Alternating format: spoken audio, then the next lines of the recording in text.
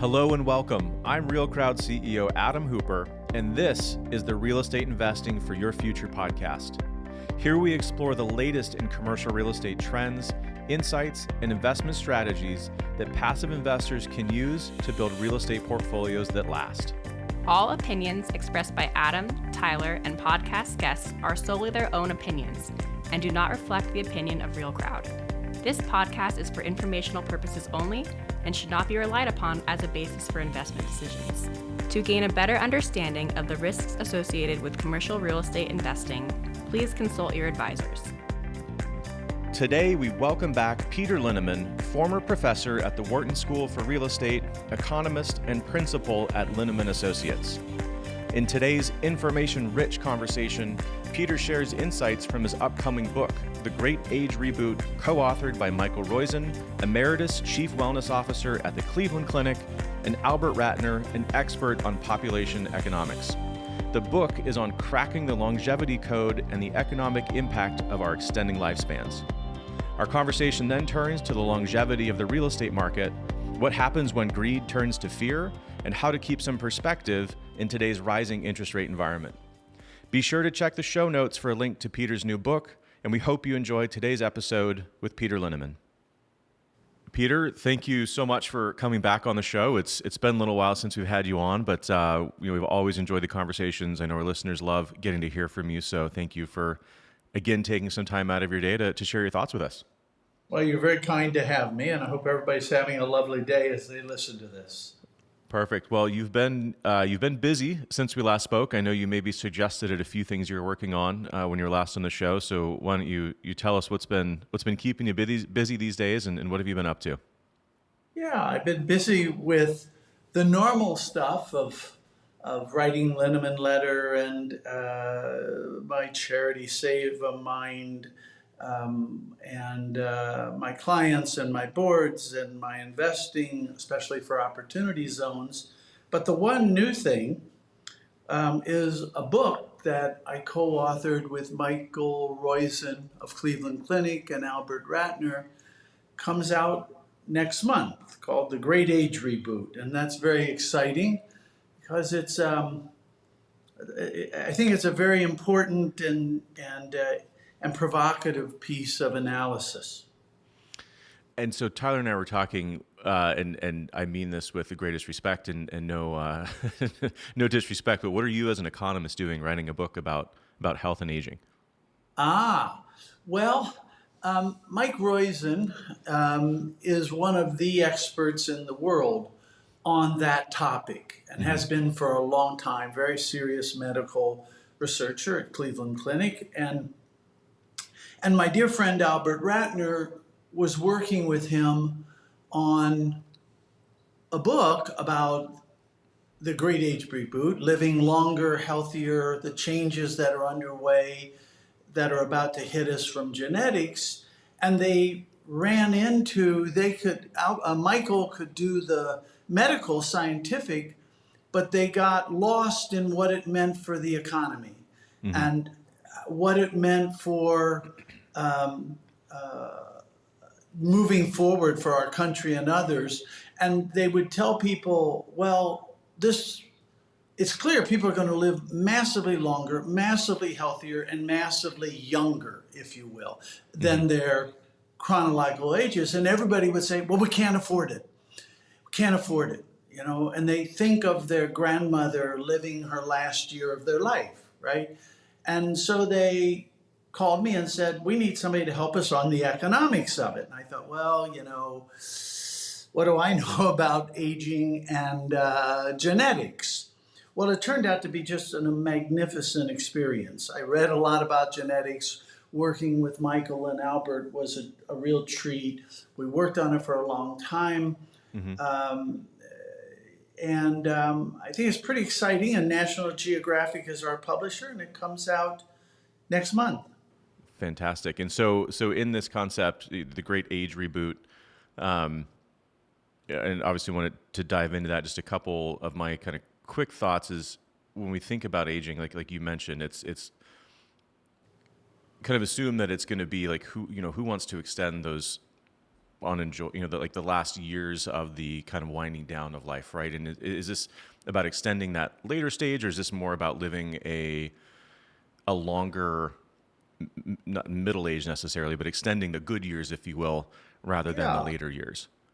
Well, you're dead on point. So let me give you just a couple of things off the top of my head. One is, over the last 150, 170 years, life expectancy, let's say for women, has risen from 42 years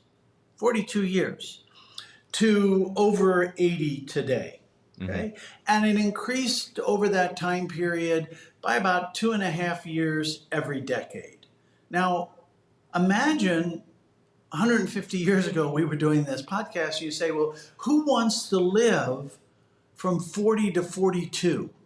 I mean, that's miserable, right? Those are death years. And you go, no, no, no. It's all about the good years getting longer. And yeah, first it was done mostly by sanitation, then it was done by medical and scientific breakthroughs like penicillin and better medical treatments and cancer treatments and heart treatments and so forth, right? And we're on the verge of the era where genetics engineering is going to do it. And the analogy I used is, one of my first assignments as a consultant was for Michelin Tire back in the 1970s. And at that point, a good tire for an automobile lasted 6,000 to 10,000 miles. 6,000 to 10,000. Now today, if you take care of your tires, they're going to last easily to 100,000 miles and maybe to 130,000 miles. By the way, the last 1,000 miles that you're going to do on a tire today, it's going to be getting bald. But in between, it had a lot of great tread. So just like that tire that was lasting 8,000 miles, the last 1,000 were a little rugged. Today's tires, which last to 130,000 miles, the last 1,000 are rugged. But in between are lots and lots and lots of. The way to think about it is the end of our life could probably still be not so pleasant, kind of the image we have. But think about getting an extra 20 or 30 years where you're getting 2 more in your 20s, 2 more in your 30s, 2 more in your 40s, etc. That's a good deal.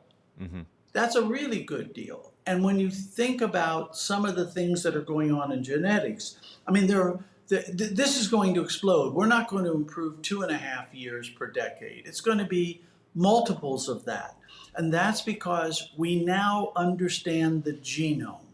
And the research that's going on in the genome is faster than other research, kind of trial and error research, if you will. And as the genome gets cheaper and cheaper to analyze and to manipulate, you're going to get a new hip that way. By the way, if we know who's got proclivities to obesity, we'll genetically engineer out that. You understand what that does to heart disease, diabetes, etc. Or, by the way, what we'll do is, if you develop and become overweight, we genetically engineer it so that your fat burns faster. And therefore, what that does to your blood pressure and all those complications, and diabetes and heart disease, etc. You are prone to smoke. Well, if we could genetically modify so that you don't want to smoke, what that does. And I'm just... replacement of organs, replacement of cartilage, et cetera, et cetera, et cetera. Pretty exciting stuff. And it sounds like science fiction. But as we describe in the book, everything we talk about in the 14 main areas of working on extending life, medically extending life, they're not all going to occur, but they're all underway. They're all underway. And over the next 30 years, some of them are going to have radical, radical breakthroughs.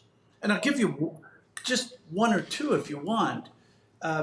One is, for example, I mentioned we spend huge amounts of GDP, like 14% of GDP is spent on chronic disease related to diabetes, obesity, high blood pressure, etc., right?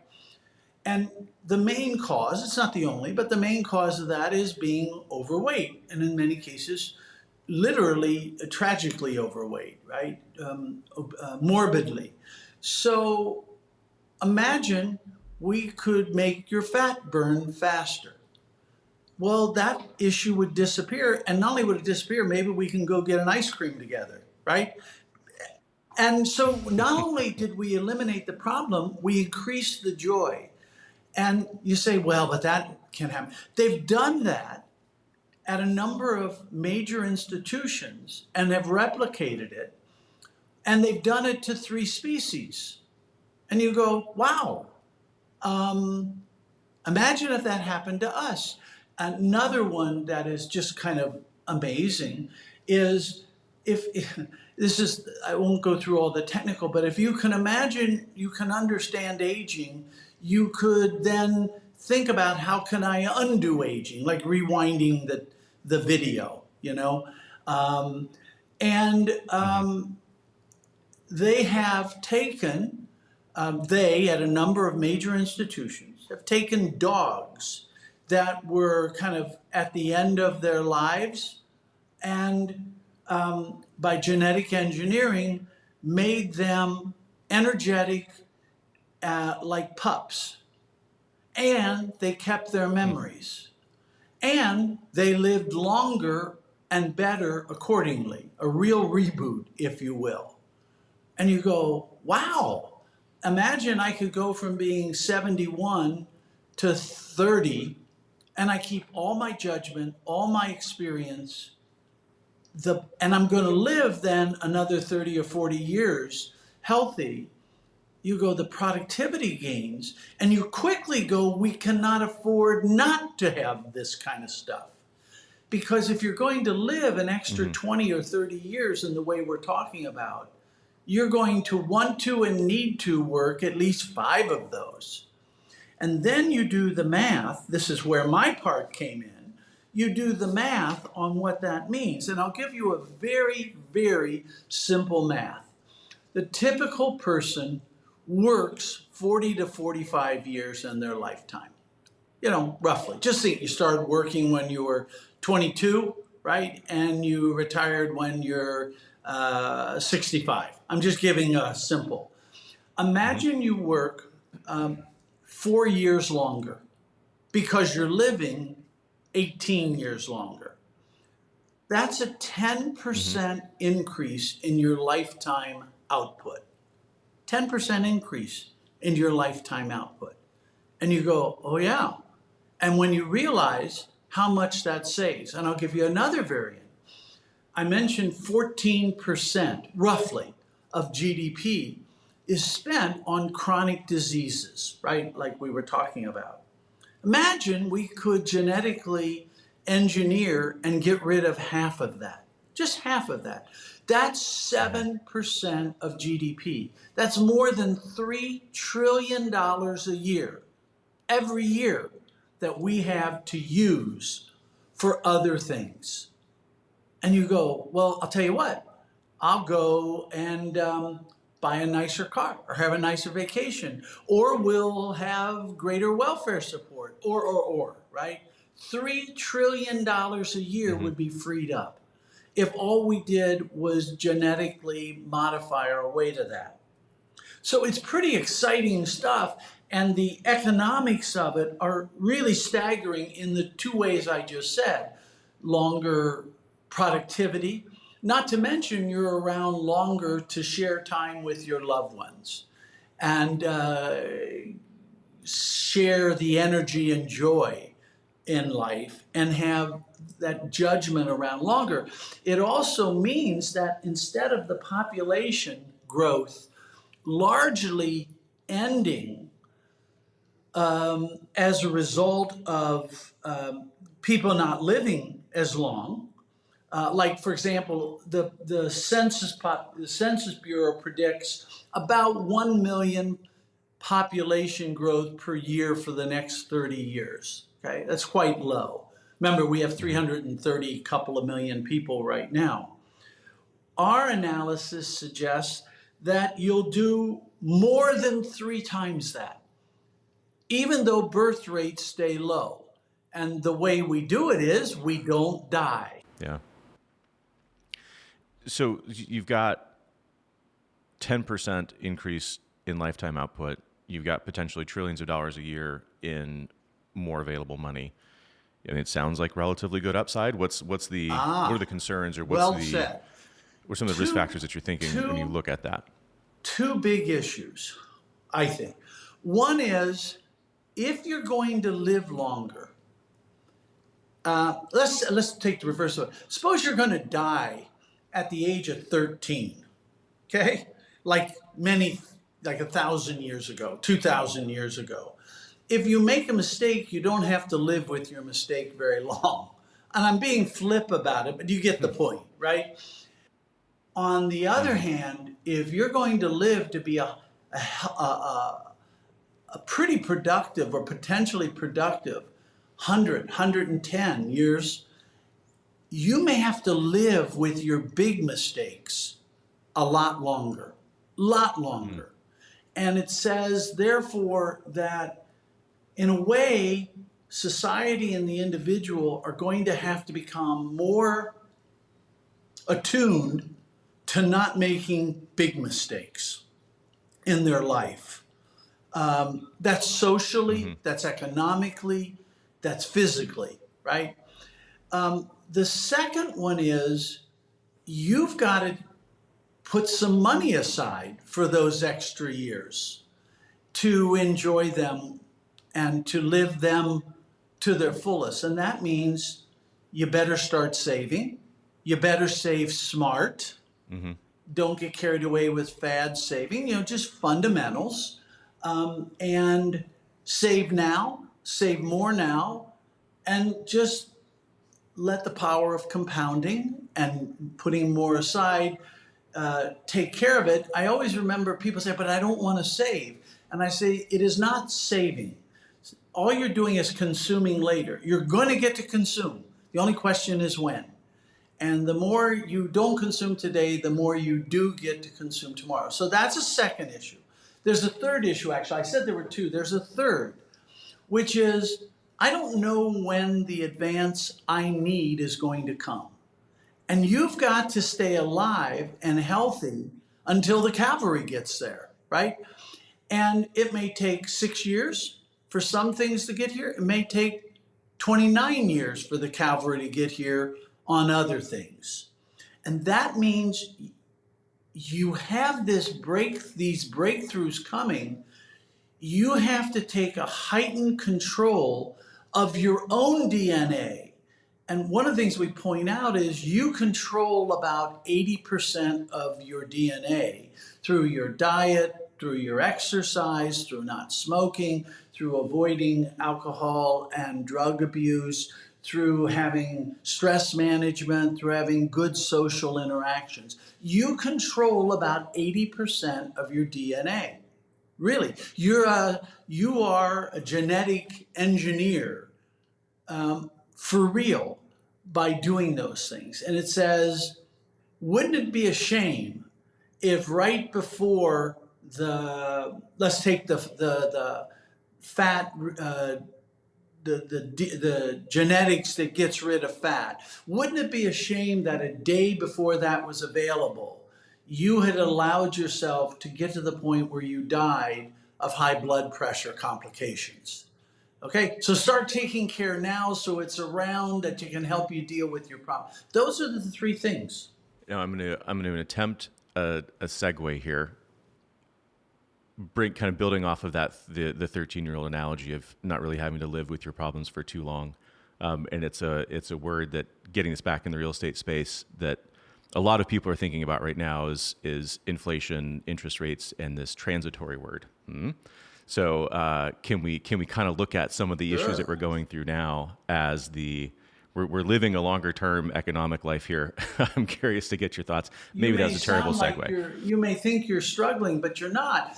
Look, real estate, and by the way, most businesses don't depend a lot on what's going to happen in the next 6 minutes or even the next 6 hours.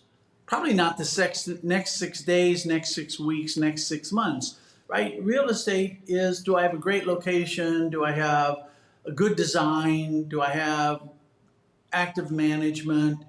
Am I able to attract tenants, etc.? That is an evergreen kind of discussion. It's hard work, right? But it's an evergreen kind of discussion. And I always find it a little amazing how people get fixated on the shiny object. Are interest rates going to be up in the next month? Or are they going to be down? Or is inflation going to be up 2% more? Or is it going to be down? Or are we going to go into a recession? And so you go, wait a minute. You're going to own this asset 5 to 20 years. And the person who buys it from you is going to own it 5 to 20 years. The fate of this property does not depend on what's going to happen in the next 6 months. It's influenced by it, but it doesn't depend on it. You may use financial engineering on the real estate to change its risk profile. And things that happen in the next 6 months may make certain types of financial engineering more or less attractive. But the real estate is more of an evergreen exercise. When you come back to that piece of property 25 years later, let's suppose you bought a property today and you hold it for 25 years. The financial fate of that property is about its design, its location, its management. It's not about what happens in the next 6 months. Just isn't. And people lose sight of that. They get fixated by the shiny object. And I said to a very valued, very smart client the other day, who's a major developer of multifamily, put on your horse blinders. You know how horses in the cities, when you see them, they have the blinders on so they don't see too much to distract them, right? That's a good thing. You need to be able to see. You need to be able to see the fundamentals of where you're going, but don't get distracted, right? Don't just stay focused. So is inflation transitory? Yeah.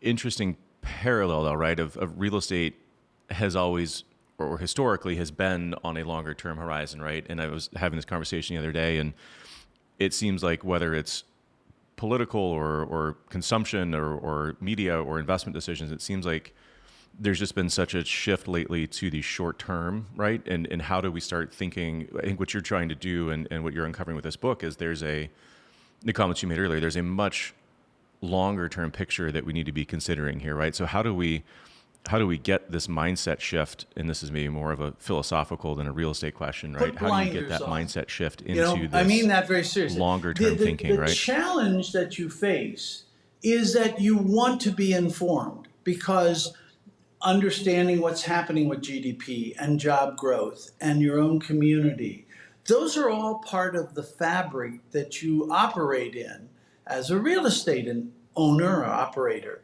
investor. So you need to know them. On the other hand, you have to remember they're strands in the fabric. They're not the point, right? They're strands in the fabric. And it's easy to get infatuated, right? It's just easy to get infatuated. And because I'm not saying, well, ignore it all. That would be stupid, right? Just ignore it all. That's why I use the blinders on a horse. They don't cover their eyes. They just restrict their vision, right? So they can focus on the important things. And if you think about it, the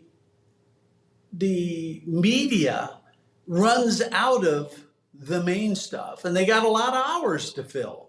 And so they pump out all kinds of stuff that are designed to scare the bejeebers out of us. And, I said to another client, if the interest rate rising by 25 basis points is the difference between this being a good project or a bad project, don't do it. Because nobody's that good. I mean, I spend a lot of time. I'll tell you what I think will happen to interest rates. I'll be wrong. And by the way, even if I'm right, come back 6 months later, 2 years later, it'll have changed, right?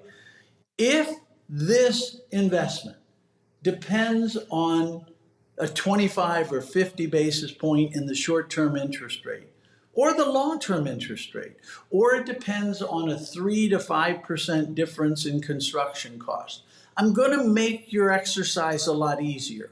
Don't do it. Just don't do it. And which is another way of saying, of course, it doesn't depend on that. And that's another interesting, again, I think, and I'm seeing more and more now why you were involved and excited about this book, right? I mean, it's building in that margin of error, like you just said. You don't want to get to almost there whenever this health breakthrough comes through and not have the opportunity to do that, right? And so by looking at building in these larger margins of error, whether that's in lifestyle or things that we can control, when you apply that, and again, this is maybe reductionist, but when you apply that to some of these real estate and investment decisions, if you're on the razor's edge, you just want to give yourself a chance it's to get exactly to that spot, the same. right? You want to give yourself those exactly options. the same. And if you're so close, if you have so financially engineered this, or your product, even absent financial engineering, is so marginal, I'm just going to make your life easier. Don't do it, right? Don't do it. Mm-hmm. And I sound like I don't care about what's going. Quite the opposite. I care tremendously about interest rates and job growth and so forth and so on. But I do know, take the moment we're in. In what, the last 4 or 5 months, we've seen capital markets get skittish. Term sheets being pulled on loans, not just term sheets. The lender the day before, I had a lender the day before we were closed on the loan say, nope. And this is after we had just pull full out. on pull and out. I've talked to others who have had the same thing. Wow. What we're going through is another episode of greed, or the visibility of optimism turning to fear, or the focus on, or the total infatuation with the things that can go wrong, the pessimism. And by the way, it's happened a lot. I'm 71. It's happened a lot in my life. But one of the things I've learned about moments when greed turns to fear, and I'm not using greed in a pejorative sense. I just mean you're seeing all the wonderful things that can happen, much more so than the terrible. Whenever greed is turned to fear, markets get skittish, people get skittish, they sit on the sideline. We're herd animals, so we reinforce one another's hesitancy, which makes it worse temporarily. But you know what? Greed always returns. Always returns. You're much younger than me. Have you ever seen a period where greed hasn't returned? And far faster than we normally think. We have short memories. we have very short memories as humans, right? And by the way, we're herd animals on both directions, right? One of my good friends was a very, very prominent banker in her career.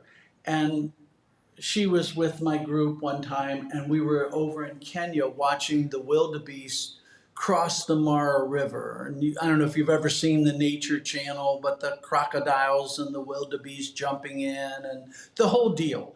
And what you don't realize is that they to and fro deciding if they're going to go for days sometimes. For days sometimes. Like, oh, we're ready. No, we're not. Oh, we're ready. No, we're not. Oh, we're ready. So we were sitting out there one time watching this happen, and then they went.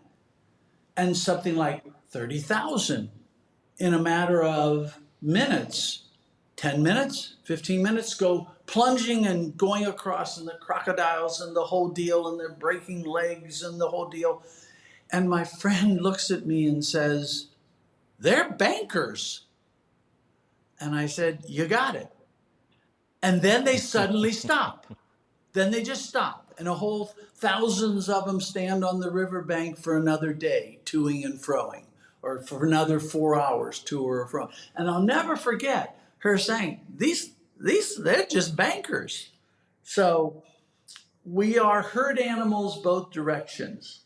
So then when you look at what is going on today, and we're just, again, on a recent episode here talking about yes, there's been a pretty dramatic increase in obviously both inflation and when you look at interest rates. But historically, at least on the interest rate side, we're still really, really low relative to what we've seen historically. So I guess how have you seen, or what are your thoughts on how that's impacting just generally the health of the real estate market today? And kind of given what we've talked about, that volatility, or it will go up, it will go down, how much of a concern, I guess, are you looking at more in the near term versus long term? I was just talking to a couple of people the other day saying, what are you complaining about on the interest rates? They are on the short end right around where they were at in 2019. On the long end, they're lower than they were in 2019. And I remember talking to you in 2019, and you said, wow, this is a low interest rate environment. What are you complaining about? It's a low interest rate environment. And they said, yeah, but they're up. And I said, no, they're low. And one of them looked at me and laughed, and he said, yeah, but you get used to it. And I said, yes, but you don't deserve it, right? You can be used to it, but you don't deserve it. And he said, yeah, you're right. Interest rates today are pretty attractive still. And then people say, well, cap rates, and I don't know, and I've done a lot of work on cap rates. They're mysterious in their own right, but the one thing I cannot find a correlation between is cap rates and interest rates. And I'm not the only one who can't find it. So everybody talks about it. And I've been looking for it for the last 10 years and haven't found it. It just doesn't exist, at least in the relevant range. Maybe if interest rates went to 30%, gee, I think cap rates would go up. But that's not what's going to happen. And if it does, we have a whole different ballgame, right? We got bigger issues. If interest rates went to 30%, our problem isn't interest rates. Our problem is what the hell just happened in the economy, right? That's what we would really worry about. Not interest rates themselves. We worry what the hell's happening in the economy, right? And there's just not any statistical relationship you can find. And you can't find it anecdotally.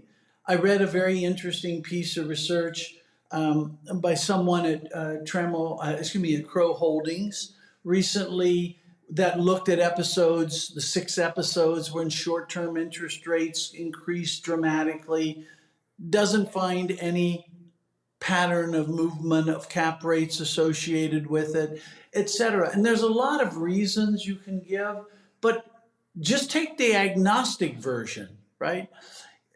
Put us, and I've written about the intellectual reason, but just take the agnostic version. It doesn't exist. At least historically, it doesn't exist.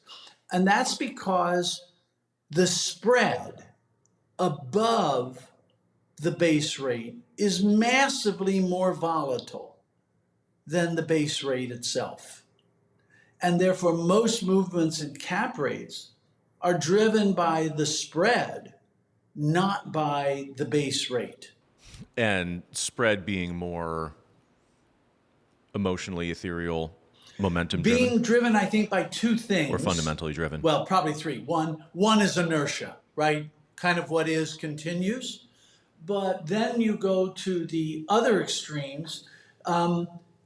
It's driven by, is there a lot of money? And if there are a lot of money is out there and wants to invest, spreads get narrow. They just get narrow. And I, for example, I say to people, suppose I told you $6 trillion tried to buy apartments, $6 trillion more dollars tried to buy apartments in the next week. What do you think would happen to cap rates in the next week for apartments? And everybody says, well, they go way down. I said, yep, that's because there's a lot of money chasing it. I said, you didn't ask me what interest rates were when you answered that, right? You just asked, was there a lot of money? The flip of that, if there's no money, if there's no weight of money, spreads widen. And that is largely about the fear and greed. When it happens that the spread really widens, right? It's the move to the flight to safety, right?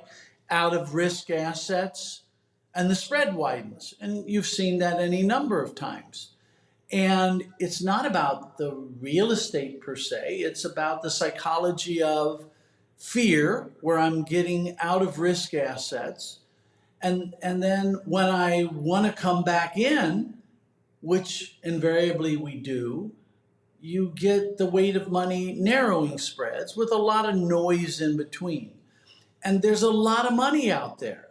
Now, that money is not being put to work so much in the last 4 months, but we have record dry powder at private equity. We have record unused reserves at bank. We have record cash holdings by individuals. We have record cash holdings by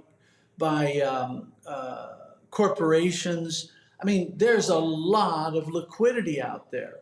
It's just sitting on the sideline temporarily because fear is winning, but it's not going to win forever. And so I guess maybe getting back to the longer picture and what we were talking about before with some of the forecasting and longevity, when you look into the future, senior housing is the most obvious area that's going to be impacted. How are you seeing some of these forecasts and extension of life issues coming to play in some of the other asset classes? Do you see challenges or opportunities? Anything interesting there? Housing, because I think it's the easiest to see first off. Remember, I told you, I think we had about 115 million people over the next 30 years. They're going to live somewhere, right? And the census is predicting like 30 million. That's a big difference. And yes, they'll be chronologically older, but they'll be physically probably younger. Physically younger, chronologically older. And first of all, it just has a big implication for the number of units, single family and multifamily, we want. Secondly, it says maybe we won't be retiring quite as early. So on the other hand, there's going to be a lot more of us. So, and then senior, you think about people starting thinking about senior housing at 78 or 80 years old. That could easily move to 85 to 95 before they even remotely think about it. Easily could move to 90 before they remotely think about it. And that has big implications. Give you another sector that has huge implications. And by the way, you can imagine how you can then start working those kinds of things through. Now remember, it's not going to happen overnight, right? It's going to happen one after another after another. But let me give you another. Let's assume that we live 20 years longer and all of those 20 years are highly productive. That is, we still have a bad last year or two, but what we did in the meantime was give ourselves 20 more good years or 30 more good years. Has huge implications on retail. And in particular, what it says is we could have enormous impacts on like the cosmetic industry. Suppose, just for example, I could genetically make skin younger and tighter. Going to have a big impact on cosmetics, you would agree? And a big impact on what we consume. Go back to another on retail. Remember, I used the example, what if we cut spending for chronic disease from 14% of GDP to 7% of GDP? We have $3 trillion more to spend on stuff, right? And that's going to have big implications of what are the next things we want to consume. So that has, obviously, warehouse. If we're living longer, and we have a bigger population, we're going to buy more stuff, and we're going to have more boxes that need to be stored. And so people working longer, you're not going to get as big a turnover, and you're going to maybe need bigger office space over time. Now, none of this happens in a day, just like the health advances hadn't happened. It's funny, I was giving an example the other day I remember in 1976, I was doing my PhD thesis at the University of Chicago, and I would dutifully go over to what was essentially the most sophisticated computer facility in the United States or in the world, or one of them, which was this huge mainframe and red tapes and boxes of cards. Okay, so in 1976, I'm feeding boxes of cards into a computer at the University of Chicago that took a small building, right? Took a small building. 5 years later, on my desk was a home computer that had more crunch power than that thing had, right? There's no way you'd have predicted that, right? There's no way. And yet it happened. And you've seen other things in life, right? I mean, think of phones 20 years ago versus a phone today. And now start imagining those kind of breakthroughs with your health over the next 20 years. You don't think of the phone happening overnight. It was a constant jump. But it was jumps, right? It was not just a steady slog, it was jumps. It was jump after jump. So that's what we see happening. And that's why we make the comment in the book, and I think we're right, which is to say, we've had transistors, that was a great breakthrough. We had penicillin, that was a great breakthrough. And you can go through other great breakthroughs, the automobile, the internal combustion. I'm not trying to denigrate any electricity. In an odd way, the ability to reboot our age and be longer lives with massively greater productivity during those lives is like the ultimate breakthrough. It's giving us more human capital.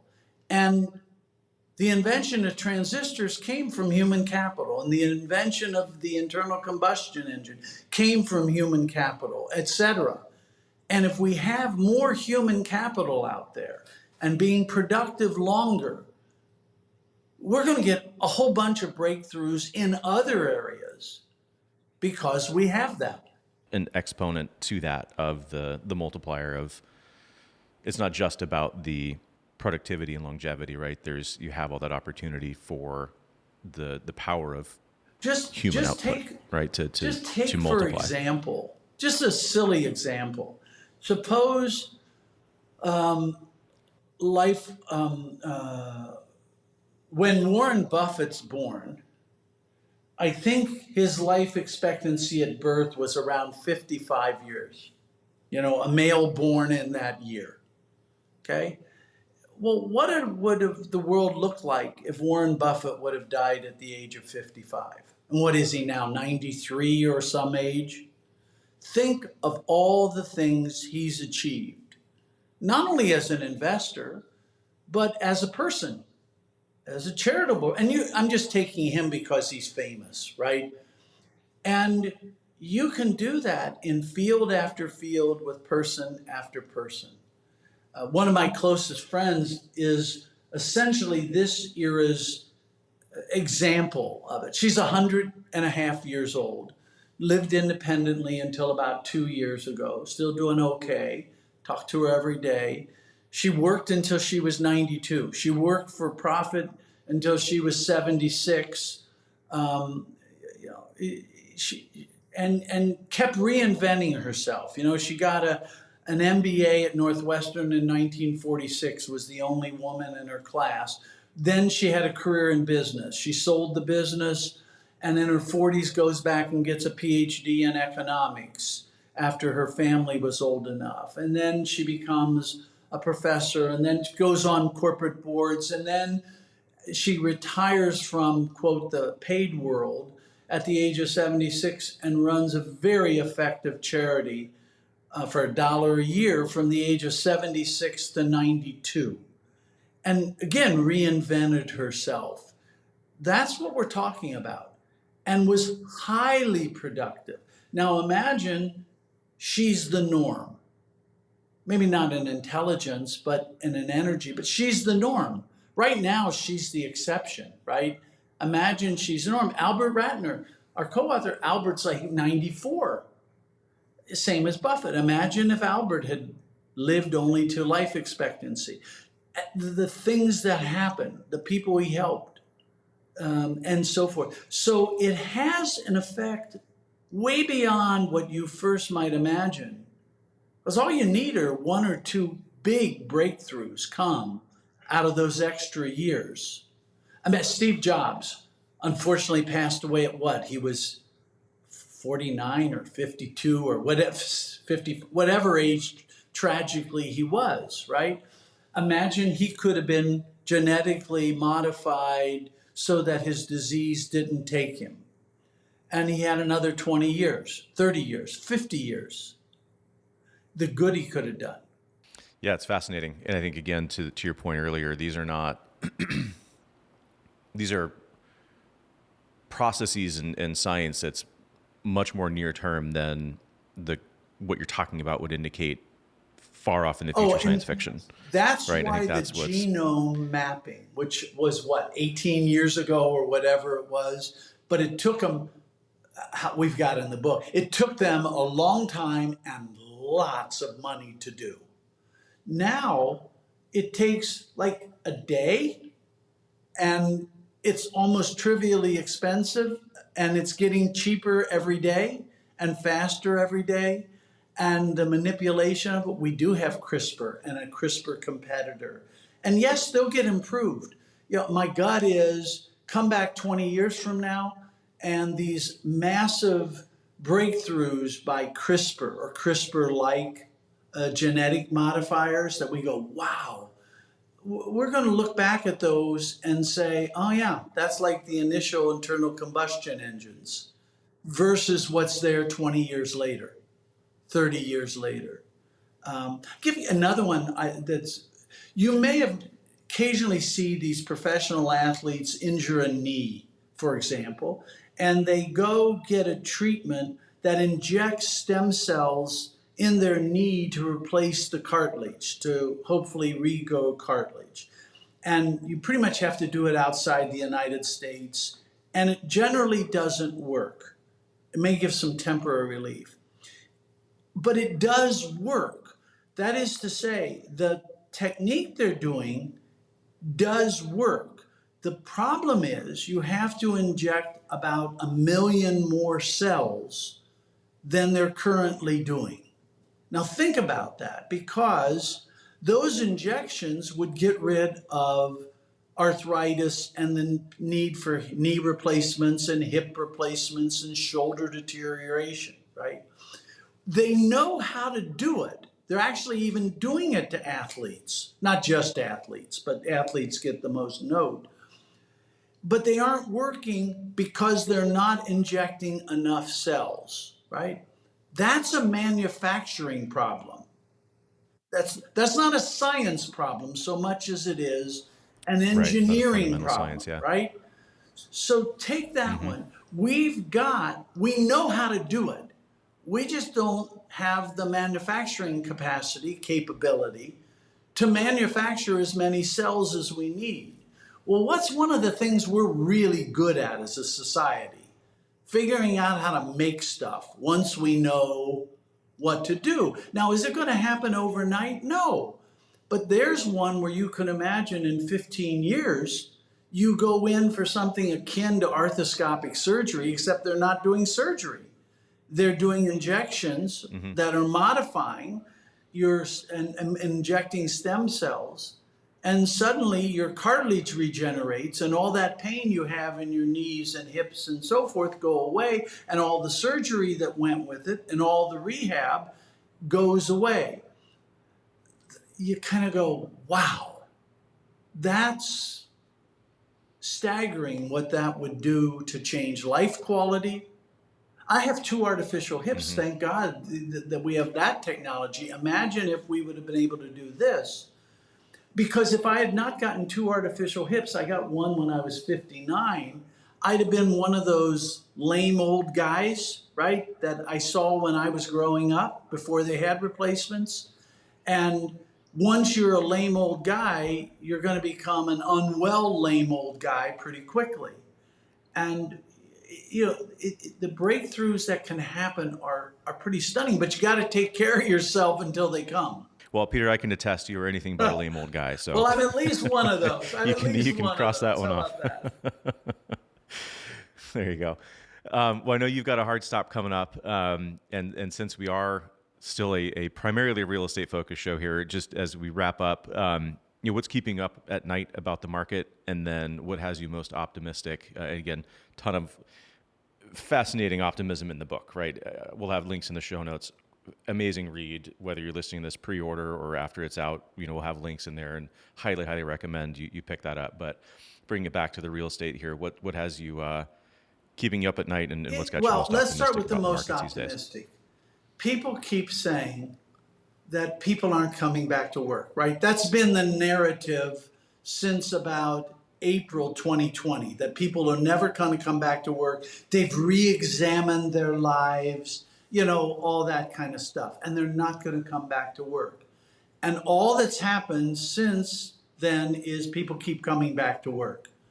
And so we've added something like 2.7 million jobs in the last 7 months. That's stunning. People are coming back to work. Yes, they're not coming back as quickly as you'd like, but they're coming back. You can't deny that, right? They're coming back. That's exciting because it means vibrancy comes back to the economy. It means the chance for great things to happen. It means demand is picked up, all those good things. And I see that continuing over the next 12 months, not quite at that clip, but I see about 3 million jobs over the next 12 months as we catch up. I feel good about the economy because I'm not shocked by where interest rates are at. Industrial output is expanding pretty rapidly to try to catch up. Demand recovered faster than supply across the economy, not just in real estate, and that pushed prices up. I think supply is catching up, and as it does, inflation will moderate across the board. So I feel pretty good about the economy and about supply and demand in any kind of horizon I can see. Yes, the economy's slowing, but in a way that's just normalizing, right? It's like you were caught in a traffic jam in March, April, May, June, July of 2020, right? And the traffic didn't move, right? Just didn't move. And then it came out and it was really great. We were moving really fast, but you can't just keep accelerating, right? You have to then normalize. And we're, over the next 6 months, going to be in a normalization of the economy, which will be lower growth rates, but at higher levels. So those things don't keep me up. I feel quite good about it. Those excite me. Real retail sales, adjusted for inflation, retail sales at all-time highs, etc. What worries me at night? Probably what worries me is I really worry about wage and price controls being introduced. I lived through it during the Nixon, then Ford, then Carter. They're a disaster. They do nothing for inflation. They just create more shortages, and they would be a disaster for the economy. And you hear the same rhetoric I do about nasty companies jacking up prices and we need to control the market, that kind of. And if we did, that would be a real disaster. I worry about at night. I have family in Germany, and they're much more concerned about the Ukrainian situation than are we, because it's close. And I do worry about that war spilling over, probably accidentally if it did so, into NATO countries as a shooting conflict, which would be very difficult. I worry about that. And I still worry about COVID. If we got a virulent strain, we're doing quite well, as you well know, but if we got a virulent strain, that would be a big drain not only on human activities and so forth and lost lives, but it would also be a big drag on the economy. So those are the three things that kind of keep me up at night. I'm a generally optimistic person, and I believe you don't bet against the U.S. economy. It's been a dumb bet to bet against the U.S. economy in any interesting time horizon. And yes, you can bet against the economy and be right for a few months, few quarters, maybe even a year, but don't bet against it in the long term. And we're in the long-term business in real estate. There you go. And hopefully more in terms of health and And longevity hopefully too. a lot longer time to enjoy it. Yeah. There we go. All right, Peter. Well, again, always love having conversations with you. Why don't you let everybody know how they can learn more about what you're up to in your So book? the easiest is to go to Linneman Associates. We have links to all types of things. This talk would be there, and information about my book and the new book, Great Age Reboot, will be there. You can go to Amazon, and I think they're doing pre-sales right now on the Great Age Reboot. But you go to Linneman Associates, and you can find out about our charity. You can find out about our business activities. You can find out about our opportunity zone investing, etc. So thank you very much for the opportunity today. Absolutely, and we'll have links to the show notes for all those resources. So, Peter, thank you so much again for joining us today. We'll hope to have you back here soon and continue the conversation. Thank you very much. All right, thanks. And everybody, that's all we've got for today. As always, if you have any comments or questions, send us a note to podcast@realcrowd.com. And with that, we'll catch you on the next one.